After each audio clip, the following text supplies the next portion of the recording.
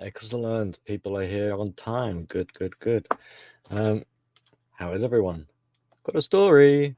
It's going to be a little bit inspirational as well. I like to embed these takeaways or learning points. So, Shadrach, Cuban Speed, Freebird, Iridium Kush, welcome, and whoever else is watching, thank you for being here. So, we won't bother with a tune this time. Can't be bothered. Now, in the title, Socialist versus Goat, but you'll see the hashtag parklet. So anyone from the council watching who have these parklet schemes, pay attention. If you don't know what a parklet is, hold on. I'll bring up a picture to give you an idea. They come in various sort of styles, I suppose. Picture, where are you? Is that it? Right, something like this. Oh, wait. Why is it not? Ah, there it is. All right, a little bit slow. So something like that. Notice how it's actually in the road, taking up a parking space. There's a seating area with some bushes and plants to make it all look lovely. A little communal hangout, as it were. And you might see these now and again, but in my area, my district or whatever, they want to be rolling these out, littering them every few spaces, it would seem, along with cycle racks and putting parking restrictions, resident only parking, muscling out the everyday driver because cars are evil and bad. And we must reclaim the roads and streets. Anyway, so this story took place yesterday, Friday. I went to go pick up my kid from school. I was already in a kind of happy-ish mood anyway. Can't remember particularly why, but trying to be a bit more happy, I suppose. And it was a drizzly day. I go to the playground area, wait for the kids to come out of the building. And whilst waiting, a woman with a clipboard. Excuse me, sir, whatever. So I'm like, yes. And she's doing a survey for these parklets. And she starts talking to me about like how nice it would be and how people can hang out and all that, like trying to sell it to me. And the thing is, I've already done this survey online, and for whatever reason, I decided, okay, sure, I'll ask away. I'll give you my opinion. Maybe I'll get my opinion counted twice. So she gives me the brochure, not literally. I mean, like she's talking about it, and I've already got a smug grin on my face. I can't hide it. I'm just like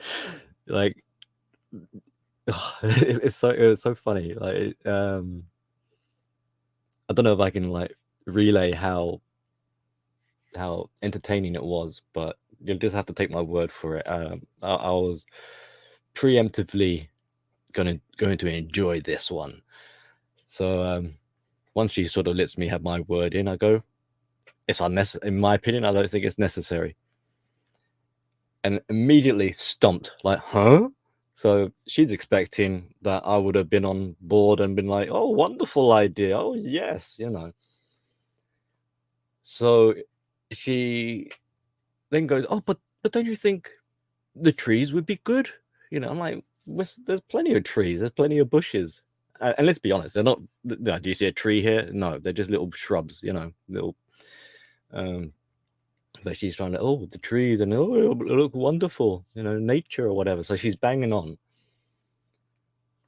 And I'm just like not sold on it, just I'm probably like shaking my head no, like very subtly or whatever, but I'm giving like the vibes and the body language of like, no, lady. And then I started to go for I thought, right, put her in her place a bit here then, so you asked me for my opinion, I'm giving it to you, and you don't seem to be satisfied with it, and you're still carrying on. Oh, and by the way, I didn't actually say this to her, but I'm thinking, hang on, we're on the school premises. Who the hell let you in the school gate? Like, I'm sure you're not really allowed to be doing this, but never mind. Gave her a bit of a roasting, and then she starts saying, "Oh, but the kids would like it." So I said, like, well, hey, whoa, don't be using my kid as a bargaining chip here. And then she starts mentioning about, oh, don't you notice that some homes that they will put a plant pot outside their own house, and they'll look after it, and they'll try and personalize their little space there, kind of thing. And I'm thinking, well, I said this to her. I said, hang on, you've just sort of undermined your own point here, because if people are doing this of their own volition, like, then what's the point of having these parklets? So obviously not everyone wants them, otherwise every household, every neighborhood street, there'll be like people like reclaiming the pavement. So yeah, she's gone on about the environment and all this, and I said, okay, so while we're talking about the environment, and so I mentioned the electric vehicle thing, and the interesting part was that she actually agreed that they're crap, like all the batteries are mined, the lithium batteries are mined by children or whatever. And I saw a little interesting point there, because it's like, yeah, you are a socialist, aren't you? Because you don't like it when there are things that affect you, but when you have an idea like this parklet, you're all for it, and you want to try and bash me over the head with it. And that's a sign of like the cannibalistic nature of these socialists, where eventually they're going to start have a conflict of interest, because one will push an idea and it will infringe on the perceived freedoms and rights of the other, and they'll have their sort of they'll start having contradictions amongst themselves, battling it out for who will claim the streets and all this sort of stuff. And that led off into, so we're talking about like corporations, and I can see that she doesn't like capitalists, the elites, higher ups, and she doesn't realize that what she's talking about, like, where are these parklets coming from? They're coming from the council. So she doesn't see the flaw in her own pursuit.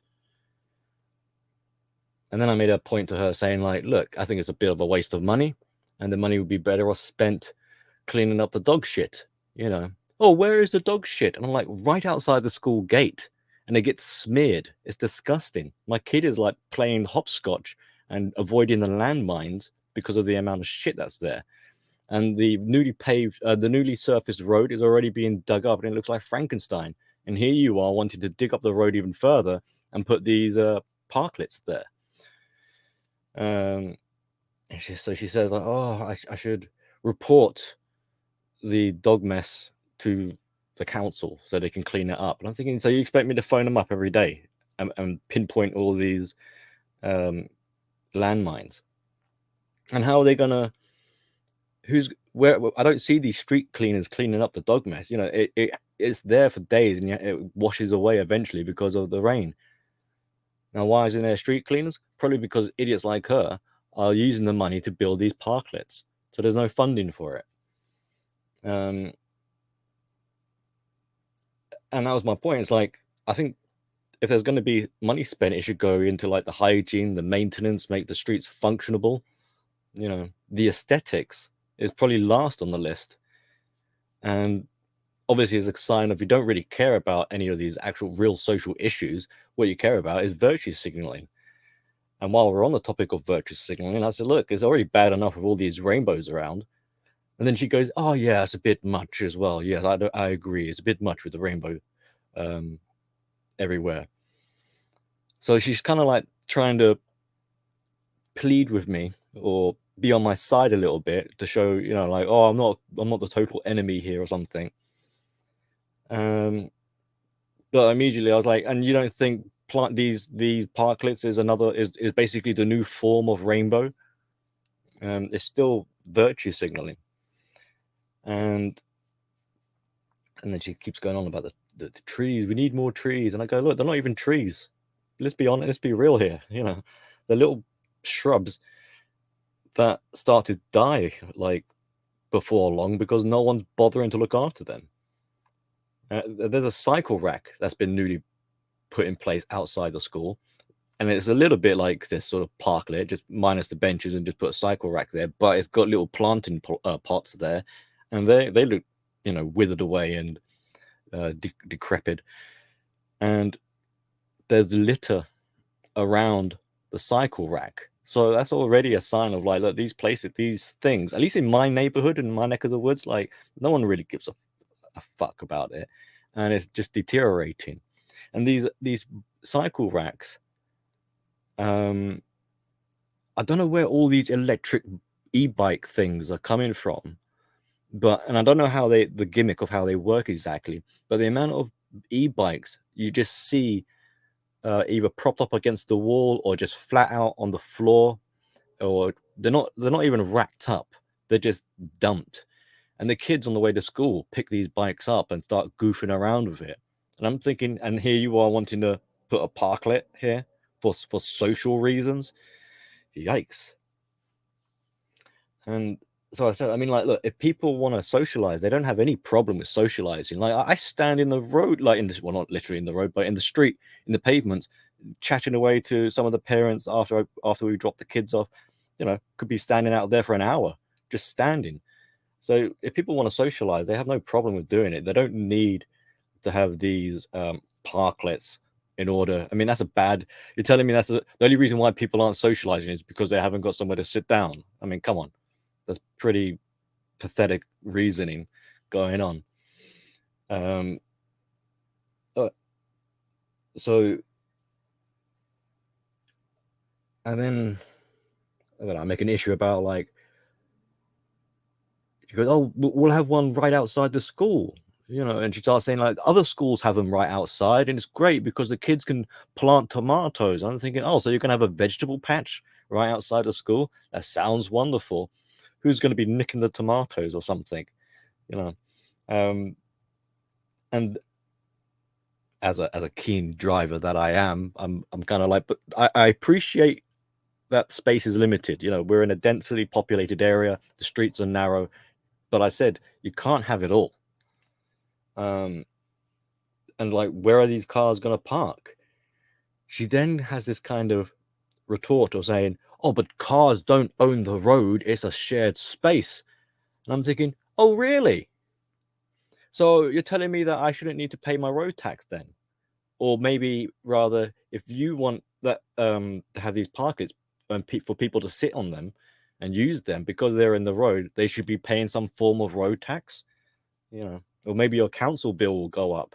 Like, where do you think the money is coming from to build these parklets and have them embedded into the tarmac? And like I said, like, you've already got cycle racks. Now you want these parklets. Now you want to be inclusive and say that these streets are for the people, but there you are trying to you're not being inclusive and not considering the cars, who are the ones who are paying for the damn road. So she's trying to make this sort of point about, yeah, but people power, because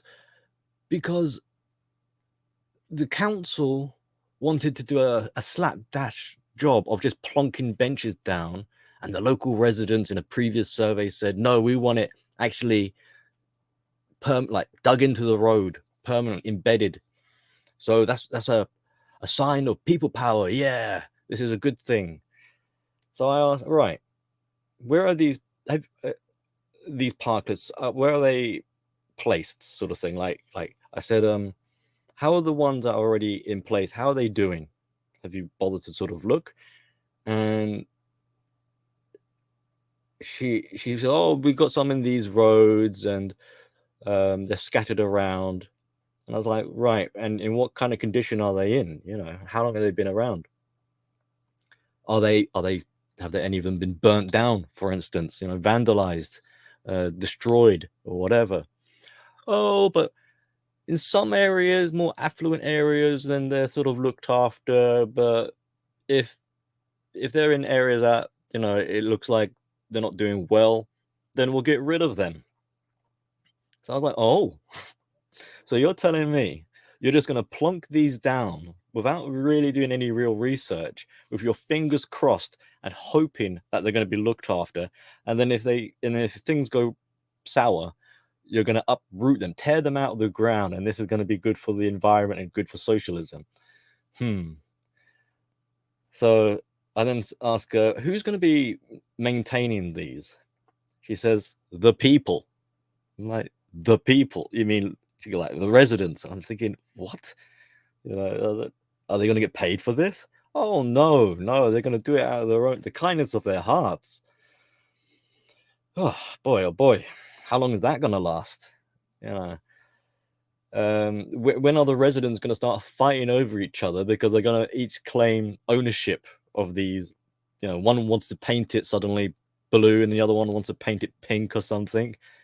What happens when they start turning it into a drug den or prostitution zone, or you got loitering going on or something like that? And also bear in mind, like, I'm guessing that they'd only really be utilized during nice weather. If it's raining or if it's winter, like, so you're gonna take up a parking space for the rare occasion of someone sitting their ass down and having a chinwag with their friend when they could already do that anyway somewhere else. And she proves the point again for me, because she said, "Oh, but people have to sit on walls to have a social chit chat." And I'm like, "So what's the problem then?" So you really aren't selling me this idea or proving why it's really. I said at the very beginning, it's not necessary, and you're proving me right. But going back to this point about people having to maintain it, like, there she is with the expectation that it's going to be someone else's responsibility. So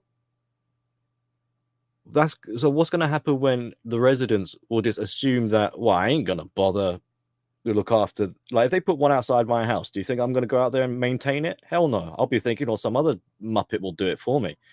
And at what point will that poor sod who's maintaining this thing, not getting paid, realize, why am I doing this? Just so that because other people aren't looking after it and it's a losing battle. So no one's going to want to deal with that. And especially at times like the cost of living crisis and everyone needs to be working. I mean, who's going to fork out out of their own pocket to maintain something that no one else is really showing any appreciation for? Oh, she said, "Oh, you're a bit cynical." I said, "Whoa, lady. I'm not cynical. I'm skeptical." I like this. Anyway, my kid comes out. She probably came out sooner, but I'm in full blown. And that's the funny thing. Is like we're both kind of smiling at each other because we can see that this is all just a game. She's trying, and I'm not buying it, and it's just humorous to me. But my kid comes out, and this woman, you can see that she's struggling with me, and she tries to use my kid again as an excuse to, like, "Oh, I think your kid wants to go home." Excuse me? You're going to tell me what my kid wants? So I turned to my kid and said, like, "Honey, just stay put. Daddy ain't finished." So my kid, she's cool. We're carrying on. I'm like, "Honey, you're about to witness your dad put this woman in her place." And as the seconds are going by, I'm realizing more and more, that I really am holding all the cards in this situation. I don't have to win her over at all. I don't have to prove my points to her. But she, on the other hand, is trying hard to win me over. She's tilting. Like, thinking about it now, like having flashbacks or whatever. I remember, like, she's doing, like, she's tilting her head to try and to appear more appealing with flowers.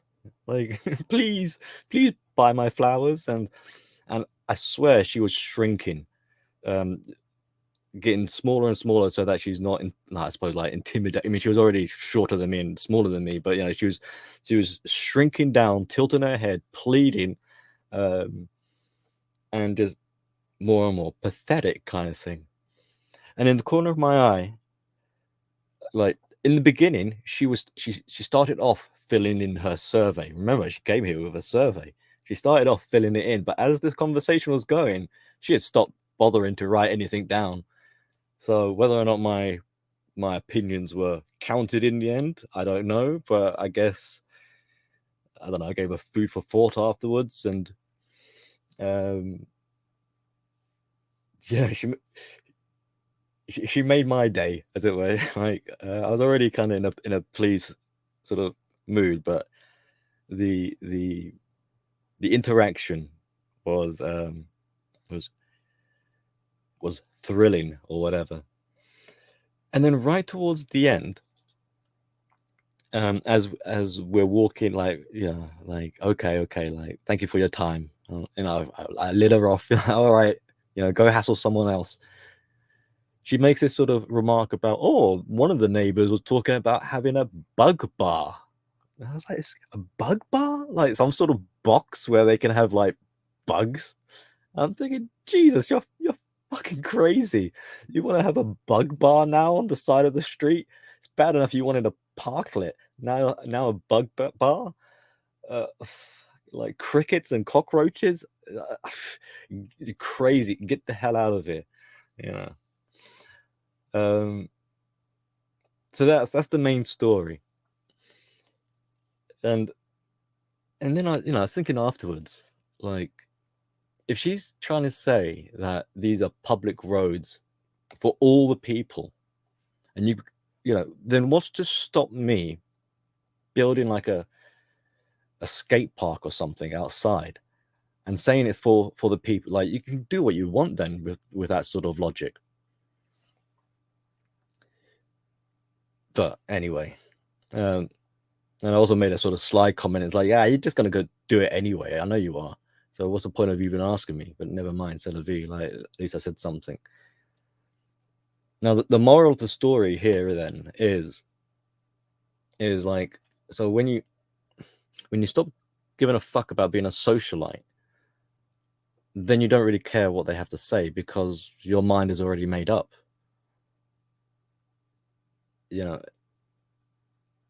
And I think what made it enjoyable for me was I wasn't stuck in my own head having to like jump around with like playing this sort of game, like hopscotch game. Instead, I could see her having to.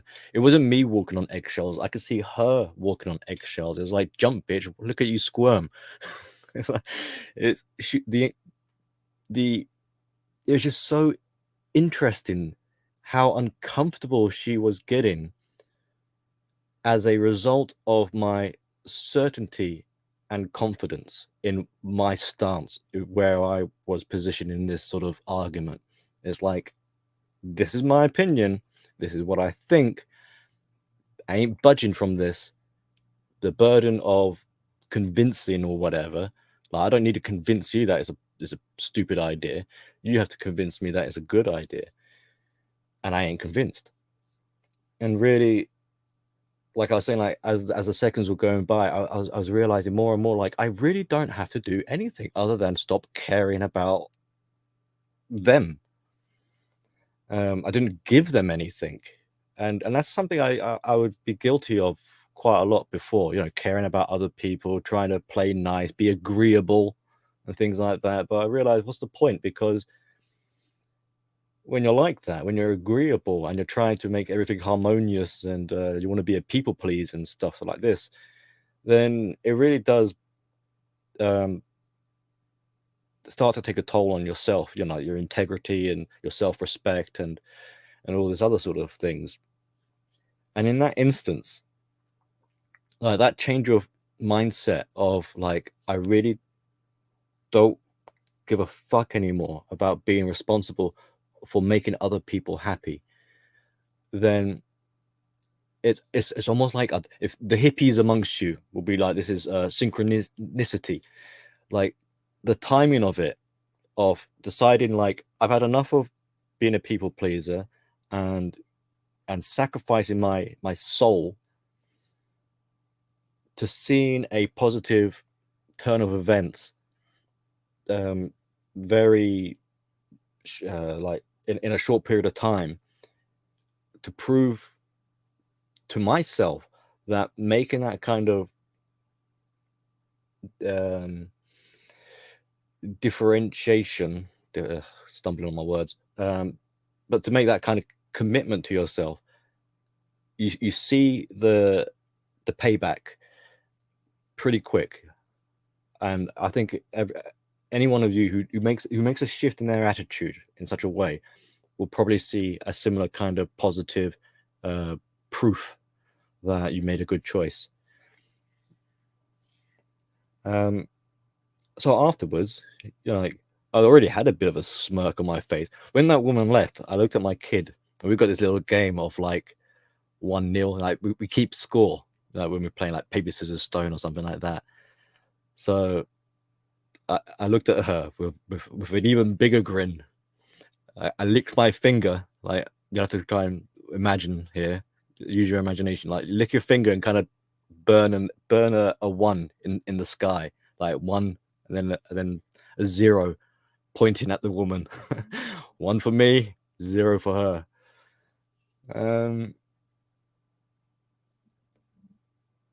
And yeah, so that's the moral, is to make a commitment for a change, whatever that might be, and you'll probably be pleasantly surprised that it was a lot easier than you thought it would be, and you'll probably see the change, the positive consequence. You'll see it immediately. To add another quirky hippie sort of earlier tonight, literally 2 hours ago, I let my kids stay up late. It's a weekend, but on TV happened to be Rocky 3. I don't know who's watched Rocky 3, but we were watching it. It's been ages since I've seen it, and we kind of started watching it, I don't know, like at the point where he had already lost his initial fight with Clubber Lang, Mr. T, B.A. Baracus, so and his coach Mickey had died. So we started watching at that point when Rocky's at the funeral, and I'm explaining to my kid about how Rocky has lost a kind of father figure and now has self-doubt.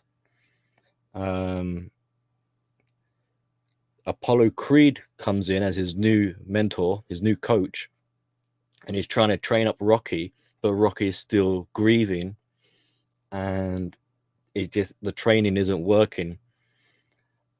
And I'm just explaining it more and more to my kid about, like, you see how because he feels guilty for his coach dying, and he doesn't believe in himself, and he feels like he's a fraud and a liar, and he makes these comments and things, so he can't train properly, and he's scared of the opponent he's going to be facing, at the end of the movie.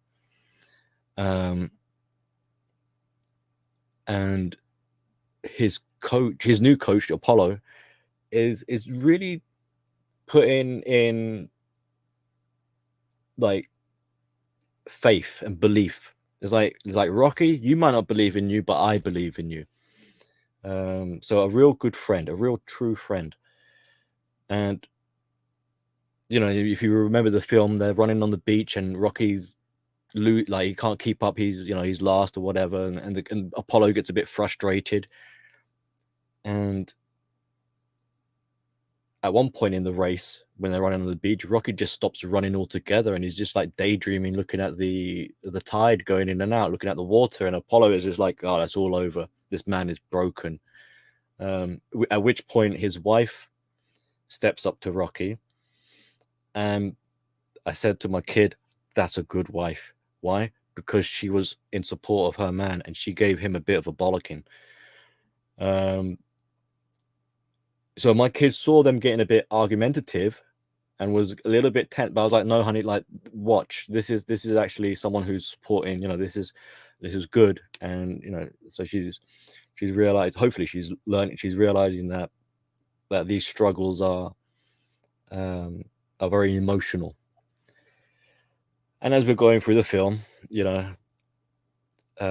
Rocky gets his fighting spirit back, as it were, and he starts to believe in himself. And that was the shift I was trying to describe with this story in a way. I'm not trying to make a comparison that I'm Rocky or something. I'm just saying it's just coincidental. But the shift in attitude towards his training, now he's not going to give up, is he? He's got the eye of the tiger, and his training's going hard. He's committed and he's working hard. Then the grand fight at the end comes along, and if you remember, spoilers, I suppose. So Rocky is jabbing away. He opens up the first round, and he's boxing Clubber Lang. Clubber Lang's just taken him, and so my kid's excited. She wants to root for the hero, and I say, like, hold on, honey, don't get too jumping the gun here. Like, and I'm telling her, like, his opponent, like Clubber Lang, he's a fierce kind of beast of a character. He's powerful, he's vicious, he's violent, and Rocky's scared of him, things like this. So when Rocky's punching him, these punches are kind of light. They're not really hurting Clubber Lang. Then, as you would imagine, like, if you recall, Clubber Lang is laying into Rocky, and these are heavy punches. My kid starts to get a little bit upset here. I go, calm down, honey. It's not over yet until it's over. Watch and see. Rocky gets knocked down. It gets a count of like 7 or whatever the count is. And I say, look, see, he gets up. And then and Rocky has this sort of epiphany or a strategy of, like, he's going to tire Clubber Lang out. And I said to my kid, like, you see, Rocky's using his brains.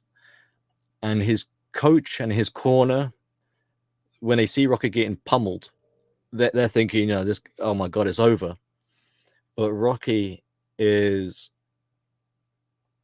he even though everyone else is doubting him, he's not doubting him. He knows he's got a plan, and he knows what he's going to do. So that was another kind of key lesson, story arc or whatever, that I wanted to make sure my kid understood. Like, look, people might not back you up. They might doubt you. They might be scared for you. But look, Rocky knows what he's doing. And I kind of explained what he's doing. He's going to wait. He's going to tire out Clubber Lang. Rocky's used to pain. He's used to, like, she's seen Rocky bruised up and, like he's no stranger to getting punched in the face kind of thing. So, like, Rocky could take the pain. He's going to let Clubber Lang tire himself out. And you watch, he will then turn the tide. And by which point, when Clubber Lang is on the deck, he'll be so exhausted he won't be able to get up. And lo and behold, that is what happened. So I felt as though it was kind of funny. During the training montage, me and my kid was actually boxing each other. I was like, come on, Andy, stand up. Let's train with them. On your toes. So giving your kid body shots. Yes. And yeah, it was a fun little movie, quality time, and it seemed very timely for what was going on. And I feel as though it suits the moral of the story with the movie suits the moral of the story that I'm trying to tell you all here tonight, which is to not give up on yourself, to fight, have the eye of the tiger, and trust in yourself and believe in yourself, and things will work out. Just they'll be fine. So I see Johnny Midnight's here, Mr. Hemi, Carl's here, Woody's here, RP Pope's here, Shinobi One's here, Chris Mitchell's here. Yeah, great guys all around, everyone here. And so that's about it, really. We'll keep it short there, I suppose. Nothing really much more to add. Just believe in yourself and have faith and shift in attitude. Eye of the tiger. Maybe that should be the new motto for a while. So until next time. Oh, and I realized, by the way, the last stream was the INFJ MBTI, looking at why they have that kind of structure of looking into the darkness. We'll continue that maybe next time. I wanted to throw this in while it's still fresh in the head. Okay. So take care, everyone. See you soon.